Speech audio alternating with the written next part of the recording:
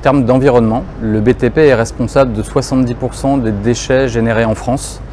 C'est plus de 250 millions de tonnes qui sont générées chaque année et à peine la moitié de ces déchets sont revalorisés. Et on entend par valorisation la pyramide vertueuse de réemploi, recyclage, réutilisation.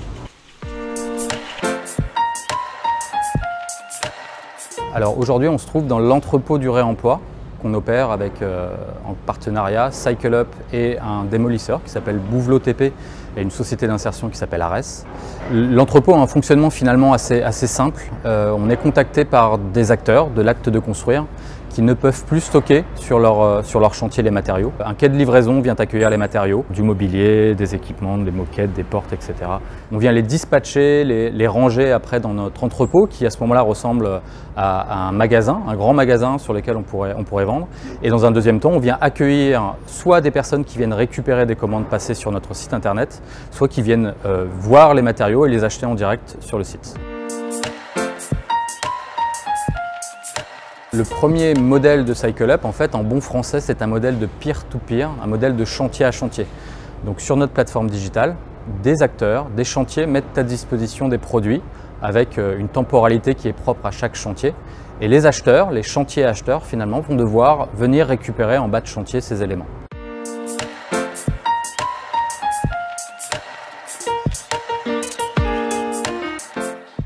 On a décidé de lancer cette expérimentation en début d'année chez CycleUp pour trois raisons. La première, c'est de prolonger le business model de CycleUp qui est de vendre des matériaux d'un point de vue digital.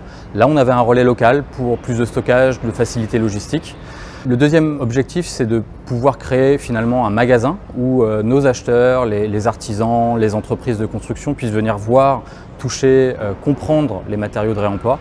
Et puis le troisième niveau qu'on essaye de mettre au point, c'est de voir comment on peut reconditionner au moins à minima les matériaux pour leur donner plus de valeur. Là, c'est du tri, du nettoyage, du dépoussièrement, éventuellement du ponçage, afin d'apporter plus de valeur aux matériaux. Les matériaux sur un chantier ont une date de péremption, une durée de vie limitée. Ils doivent finir en benne, à un moment ils gênent sur un chantier. Et un lieu comme celui-là permet de repousser la date de péremption. Il y a un vrai intérêt, une vraie nécessité en tout cas, d'avoir un lieu physique couplé avec notre activité purement digitale. Donc l'entrepôt reste minoritaire par rapport au nombre d'annonces, c'est à peine 1% de notre stock digital qu'on a ici, mais parfois, voire souvent, il est indispensable d'avoir un ancrage physique, local, sur les matériaux afin de permettre de fiabiliser en tout cas le réemploi sur les matériaux de construction.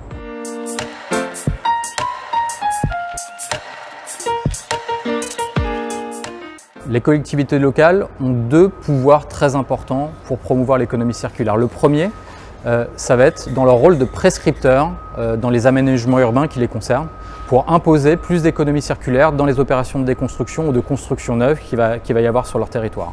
Et le deuxième, c'est ils dominent du foncier et donc leur permettre, en tout cas ils vont permettre l'agglomération de plusieurs ambitions et plusieurs acteurs autour de l'économie circulaire, des acteurs du réemploi comme nous, des acteurs de l'insertion, des CFA, des ateliers de reconditionnement.